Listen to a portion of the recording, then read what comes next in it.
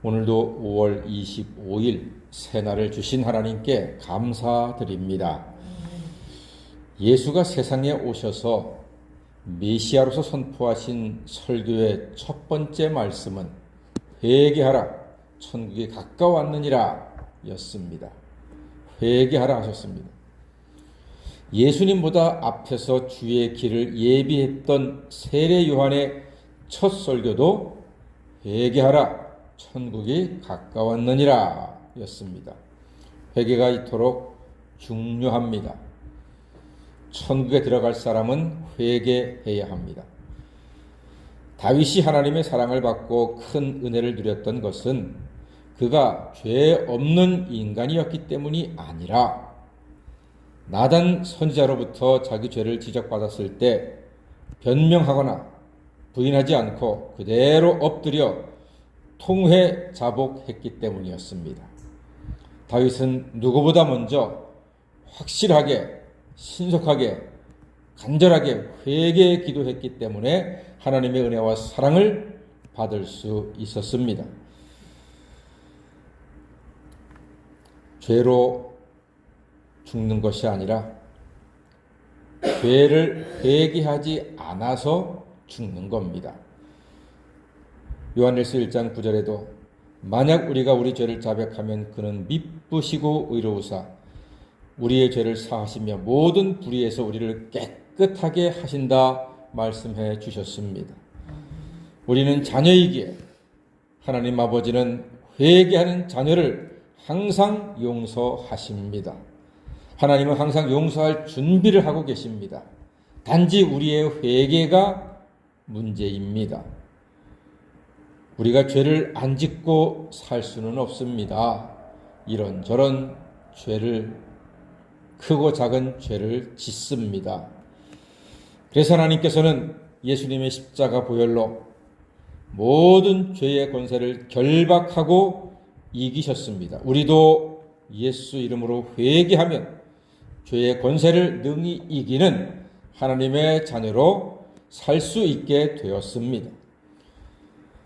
이스라엘과 아람 전쟁에서 하나님은 이스라엘에게 아람 군대를 다 진멸하라 했나요? 조금은 남겨두라 했나요? 진멸하라 하셨습니다. 다 치라고 하셨습니다. 그런데 아합 왕은 어떻게 했습니까?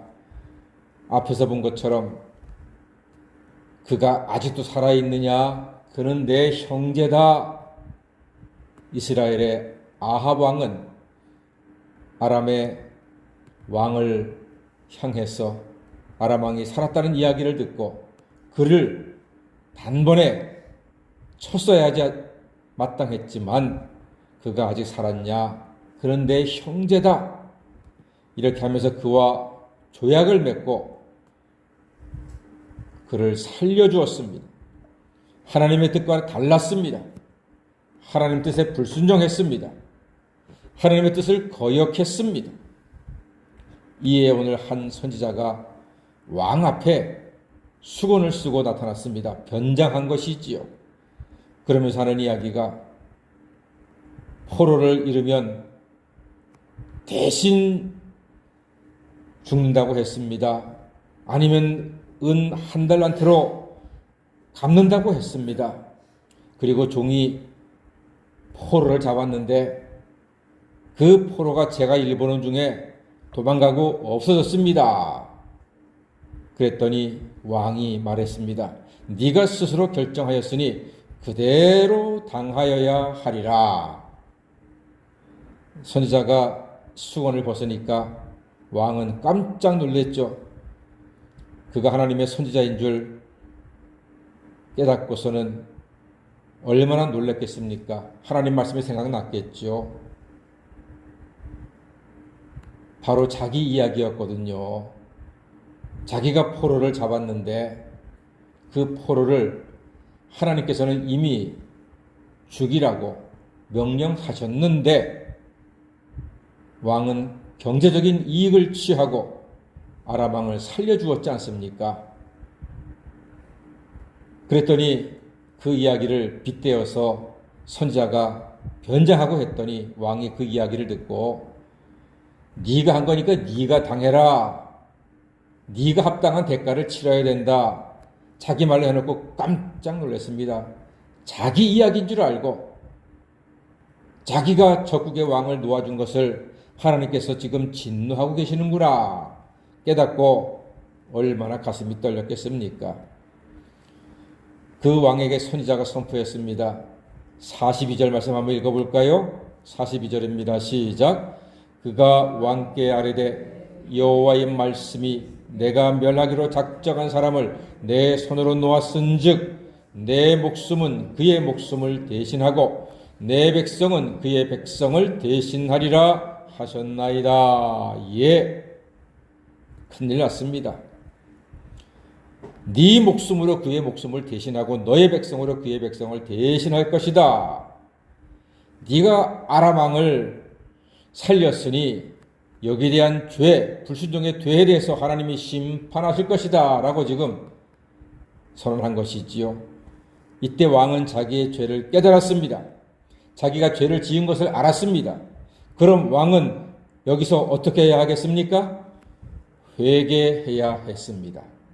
자기의 죄를 알았으니 회개해야 했습니다. 그러나 왕은 그냥 근심하고 답답했다고 말합니다. 43절에 보니까 왕이 근심하고 답답하여 그의 왕궁으로 돌아가려고 사마리아에 갔다고 했습니다. 근심하고 답답했다. 이 말씀은 원어의 의미로 따지면은 기분이 나쁘고 화를 냈다 이겁니다. 자기가 죄를 짓고 화를 내고 있습니다. 뭐 한 놈이 썩낸다고 자기가 죄를 지어놓고 하나님의 징계를 받게 되었으니 화를 내고 짜증을 내고 기분 나빠했습니다. 이것은 스스로 멸망을 자초하는 것이었습니다. 여러분, 회개하는 사람에게 복이 있습니다.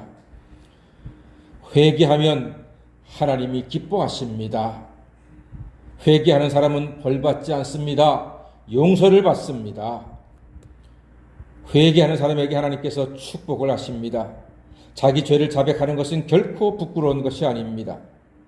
죄로 망하는 것이 아니라 죄를 알고도 회개하지 않아서 망하는 것입니다. 우리 모든 새벽 성도님들 정직한 회개로 늘 하나님의 용서하심을 잊고 살아가시는 하나님의 자녀가 다 되시기를 주의 이름으로 간절히 축원합니다. 아멘. 기도하겠습니다.